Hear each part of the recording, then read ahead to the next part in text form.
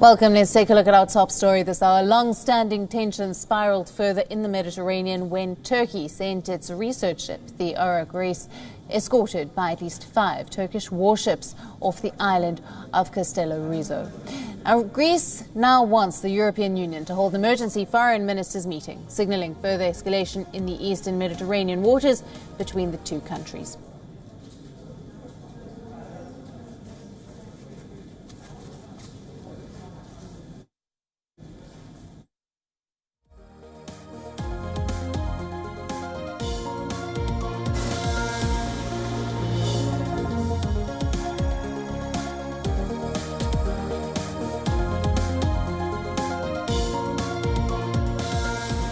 Turkey says it had already determined the western borders of its continental shelf.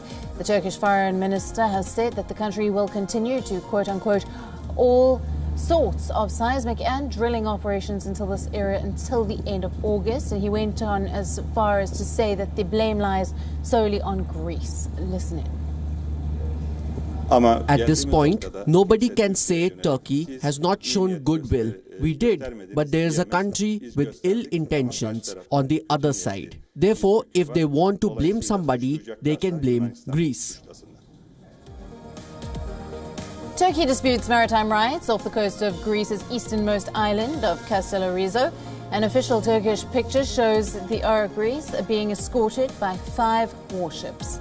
Although Turkey did announce that the vessel would carry out activities in the Levantine Sea between the 10th of August and the 23rd. Now, a similar crisis last month was averted after Turkey pulled the ship back to hold talks with Greece and the rotating EU chair, Germany. Now, last week, Greece and Egypt had signed an agreement to set up an exclusive economic zone in the region.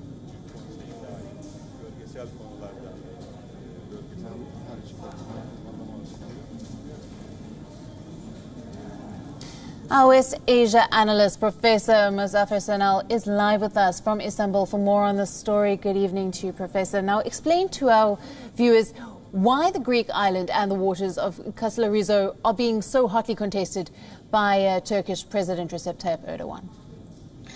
Actually, let's start with the first. This is not the first crisis between Turkey and Greece. This is an historical record that we will see.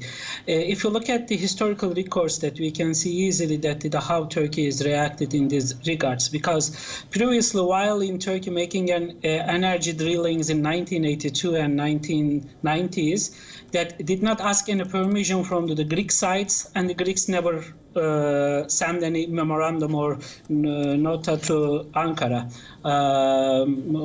by claiming that these are our rights and so on and so forth.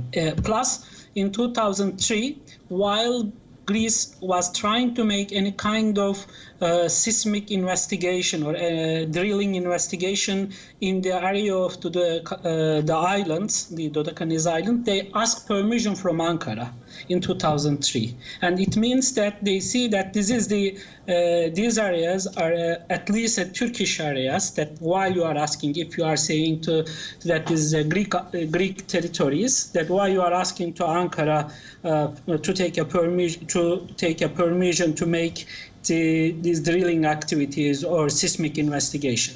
This is the first answer that the Greek side should answer. Therefore, Turkey see that these areas is under exclusive economic zone and let's say continental shelf, within the continental shelf and exclusive economic zone. Therefore, it's seen as a kind of to protect the sovereign rights of the Turkey over the exclusive economic zone. Of course, we can say that these are disputed areas. From my point of view, why these two sides, what they should do, Ankara and Athens, sit on the table to at least to create a kind of wiser committee, like they did after the 1999 Helsinki summit. Turkey and Greece establish a wiser committee to solve the issues between Turkey and Ankara, Turkey and the Greece. And the wiser committee worked well till 2005. And they agreed on the territorial waters and many issues over to those. In fact, that some leakages came. Either Greek newspaper Tifos or Turkish newspaper Cumhuriyet published some, let's say, leakages from these wiser committee meetings. They say that they agreed on at least a formula, but this formula never be realized till now. I personally will say to that, both sides should call the wiser committees again to the table to talk about, to solve the issue. Right. Therefore, otherwise these areas will be seen as a kind of disputed areas, since both sides are claiming sovereign rights over the area. Right. Also, there are reports that a key driver of Turkey's behavior in the Mediterranean is due to the backing of Libya's government of a national accord. Can you help us understand why this would be? It is the main idea behind the Turkish support to the Libyan government. We will see that the first one is about blue homeland, which means the Mavi Vatan in Turkish.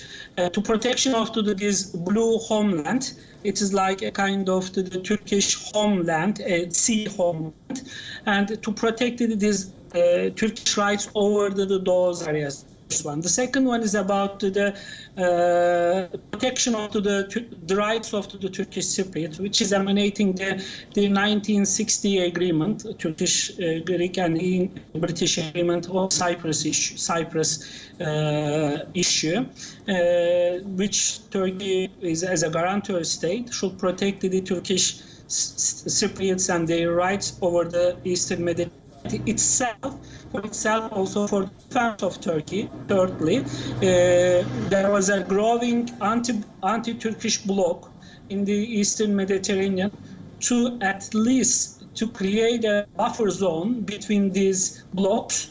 This is a remedy for Turkey to have an agreement with Libya, which, as I said before, for the Eastern Mediterranean, the best solution is that the parties, which are these Eastern Mediterranean countries, starting from Syria, Libya, Egypt, Lebanon, Israel, Palestine, Jordan, and Cyprus, both two sides, Turkish and the Greek Cypriots, and the Greeks should create at least track to diplomacy meetings to solve the issue.